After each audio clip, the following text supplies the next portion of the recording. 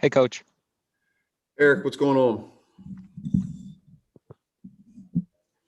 Ready to go? Yeah, yep.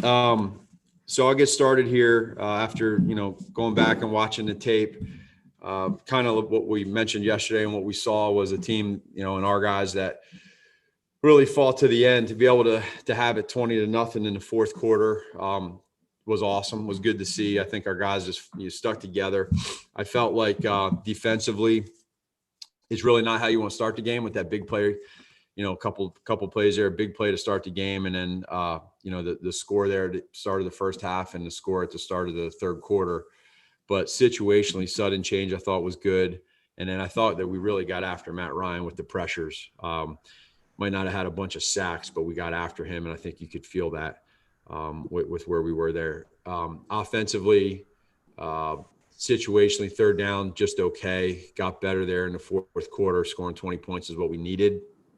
And then penalties overall, including in special teams. We just had too many penalties. We ended up having 10 penalties, and that's just too many towards the bottom of the league yesterday in regards to the amount of penalties. So we gotta be better there, and we'll continue to talk on that. In regards to Tarik Cohen, obviously a tough loss. With the confirmation of his injury, the ACL.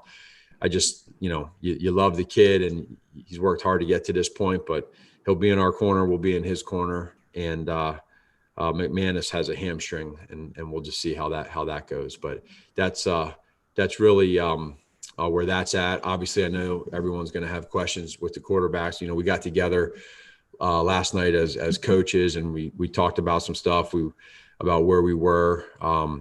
Got up this morning and went through the tape, and at the end of it, we decided that we're going to start Nick Foles as a starter against Indianapolis. So both quarterbacks are aware of that. I know it's, for us, it's never easy. When you go into these type of situations, I want to credit both of those guys in yesterday's situation for being really supportive of each other this whole time. Even as hard as that was for Mitch to be told that he's Nick's going to go in and play. Mitch was, to his credit, was just an awesome supporter of Nick the rest of that game. And he flat out told Nick, I'm going to have your back just like you've had mine from the start. I think that speaks to who he is, as well with him speaking to all you guys after the game, which he doesn't have to do, and he did. And I think that speaks volumes to Mitch and who he is as a person. So, we're still going to support each other as we move forward here. We have a healthy quarterback room, and we're just looking forward to prepping here against the Colts. Brad Biggs. Hey, Coach. Nick talked a little bit about, when he gets to play, if maybe it's not there, he can move into something else. And then Jimmy, after the game yesterday, seemed delighted that Nick was, I think he used the term ad-libbing a little bit at times. Can you talk about a play or two where Nick did that successfully yesterday to take you from one thing to another, and what he changed from and to? Yeah, sure, Brad. I think, and I know the guys talked about it yesterday. There was no change necessarily at the end of the game with that touchdown pass to Anthony Miller, but there was some mechanics of how to get to that play based off of something that we saw prior in the game. And so in that two minute warning break in the huddle and the TV timeout, they were talking through the mechanics of how they're going to get to that if they show us a particular look on defense, and they did. So that's one example of just the communication in the huddle of that happening. There were several other plays that we had within too, that there were some ad-libbing, like Jimmy said, which is something that Nick has kind of always done. That's a strength of his that he has, and he's seen a lot of different defenses. And I think, that'll be something that when it's done the right way can be very effective. And I think that's probably what some of those guys are talking about. Pat Finley. Along those lines, the 3rd and 8 where he rolls left, floats one over three guys, maybe through the arms of one guy into Jimmy Graham. And that's the play where Graham fumbled and you guys recovered. Is that a good example of the ad lib of him being able to get in a scramble drill there and take a shot? And how do you next week sort through him being aggressive in a situation like that and him making sure he's not reckless because the game won't be 16 points? Sure. Yeah. Well, so number one, that's not an example of what I'm talking about in regards to the ad libbing. The ad libbing is more of maybe having one play call and getting to another one within the play. That one there was more so, I think, and Nick will tell you too, A-Rob ran a little slant route over the middle there and he could have hit him right away and he didn't. And so he just scrambled then outside of the pocket to the left. And at that point in time, as Nick told me afterwards, he said, I just wanted to just give our guys a fighting chance to just throw the ball up. I mean, obviously there's three guys there. We talked about cover three. That was truly cover three that we threw it into right there. And they tipped up and hit each other. And then sometimes that's just the way it goes. Jimmy made a good play and we got to protect the ball. We had two fumbles in one play, which is rare, but luckily we got the ball back. But the ad-libbing, Pat, would be more of having a certain play and being able to get to something different based off of what the defense gives you. Dan Wiederer. Matt, when Mitch missed the deep ball to Anthony at the end of the first half, wondered what your honest reaction in the moment was. And given that wasn't an isolated incident, how do you have to critically assess that as a coach in that stretch? Sure. Yeah. Again, and Mitch said it yesterday at the end of the game, or I think he mentioned in his press conference with y'all, is that he did this. It was a very similar play, and Anthony was running down the middle and we just missed it. And that's just like he said, you got to complete that ball. And so when you're in those situations and a defense presents a certain look to you, you have to capitalize. And I think we saw one that capitalized, one play that did, and one play that didn't. And again, I credit Mitch for understanding that and admitting that. And that's just part of the game. That kind of just goes into the gut feel as well as with yesterday, with making plays. And that's just where we were at that time. JJ. Matt, the 4th and 6 conversion you guys had where Nick threw from the far hash over to the numbers to Ginn. What stands out to you going back and watching the read on that play that Foles had and then the conviction with which he made that throw? Yeah, JJ, that's a good point. That was the best play in the football game. Hands down, it's not even close. That was the best play. There's other plays that were good. The last play of the game, you could put right there with it. Obviously, that was a bit, but you don't get to that last play that Anthony catches for a touchdown unless you make that 4th and 6. The reason I say that was the best play was because that's clinic tape for a cover 2 play. And so we had our chip blocks down below. We had our protection was good. Our timing was good. The route was perfect. The throw was perfect in a crunch time situation. You got to have it 4th and 6 to extend the game. That was one of my favorite plays of the game. So it was well run and well executed. Kevin Fishbane. Matt, I'm wondering more generally how Nick coming into the game impacted playbook, play calling, just the cadence for you. Obviously, the situation of the game dictated what you guys had to do, but just how different the feel was for you looking back now, having him in there. Yeah, Kevin, it was, again, this is the first time that I've called plays with him. So just getting used to the little things of how the play comes in. But we kept the whole playbook the same open. There's a couple plays that might have been game plan specific that he did not rep in practice, that he didn't get this week that were new that we didn't maybe do in training camp. And so those you got to be careful of how many of those you do. But that's, I think, the experience that he has in this offense. And then for him to be able to put some things onto add some things to a play here or there that he likes that are his strengths, we let him do that too. Colleen Kane. Hey, Matt, it's only been a few weeks since you named Mitch the starter over Nick. So how is he better prepared now to step into that role? Obviously, the game yesterday helps. And then also, how do you kind of get on the same page? What's the process like getting on the same page with him this week as far as him tailoring the offense to him?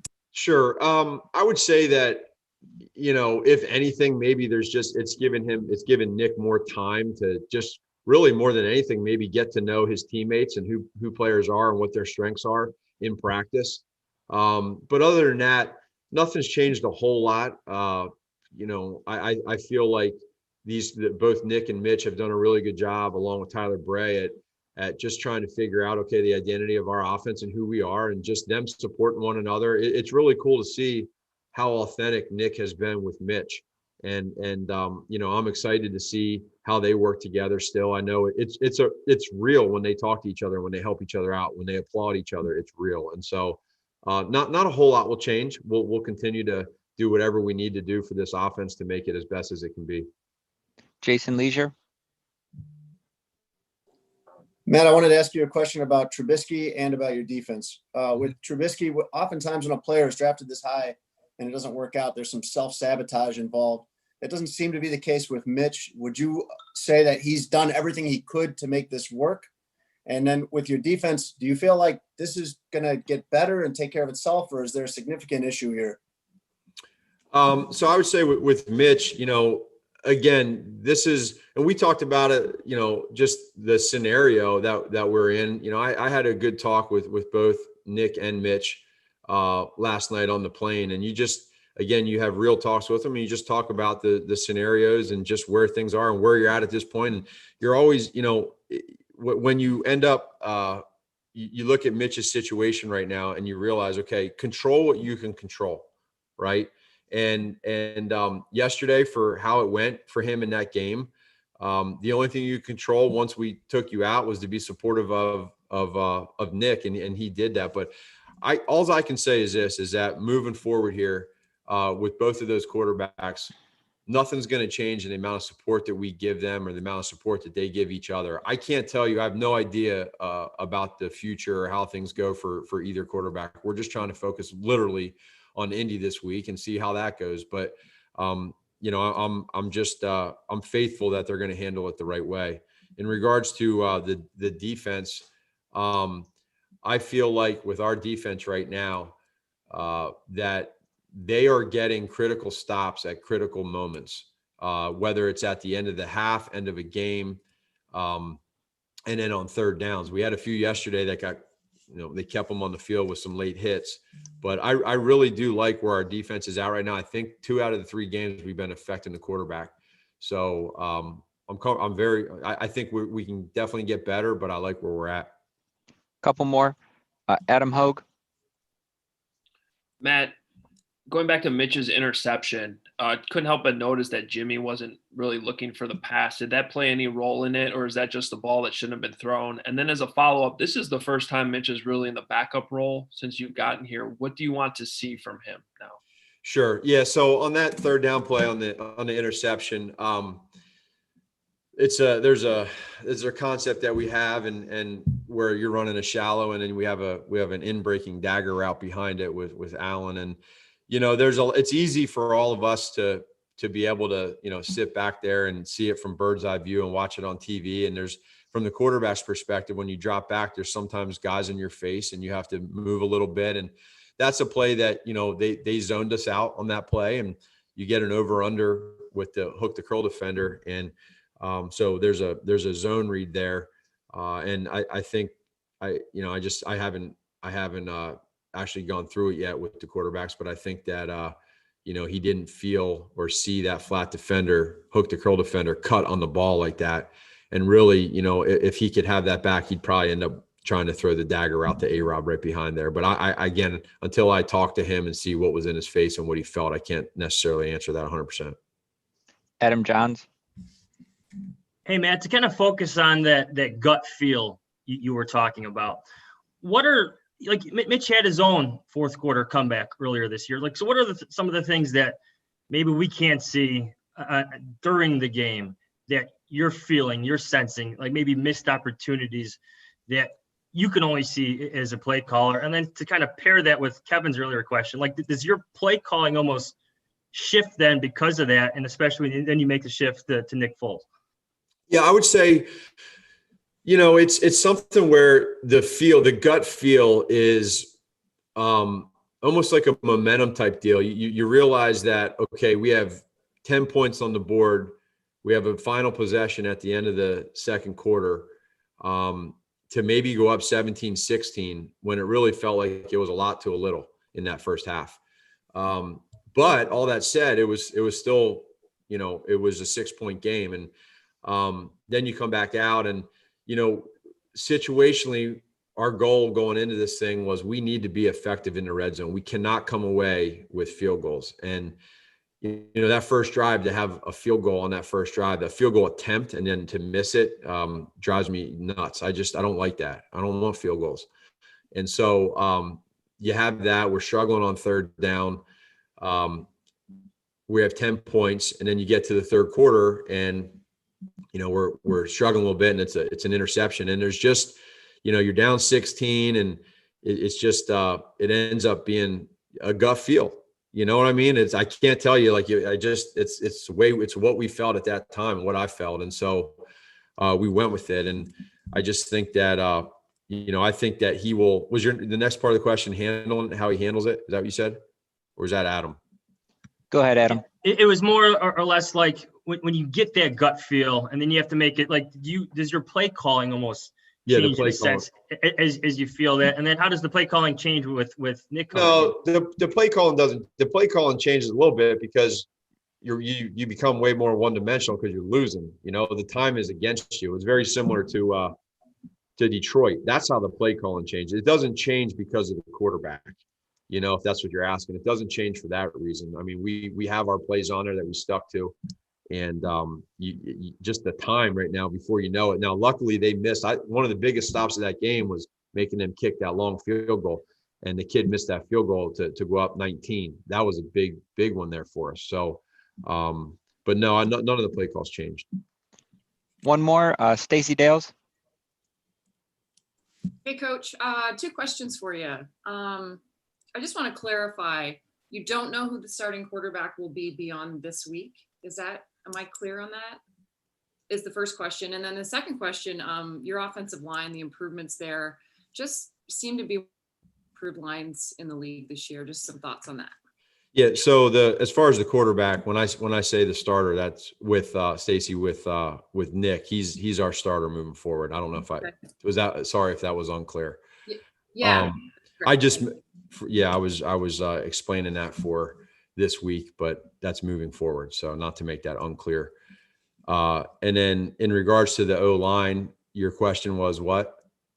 They seem to be one of the more improved lines in the league. Yeah. I wondered, and then to change, in the game and a sort of adapt to Nick the way they did, just your impressions. Sure. I think our O-line right now has really done a good job at improving, especially from last year. And there's a lot that goes into that.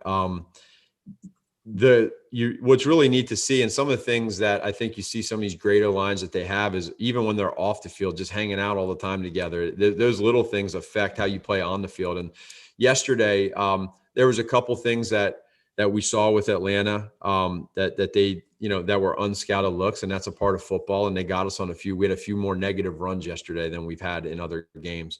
But for the most part, I really like what Juan Castillo is doing with them. I like the way that they're handling his coaching and schematically with where we're at. I'm excited to see them keep growing. And then in regards to with the switch, again, both those quarterbacks have good relationships with all those guys, and having them both take reps in training camp probably has helped out more than a situation where you have a backup quarterback come in that hasn't had much reps with them. Thanks for your time, Coach. Okay. Thank you all.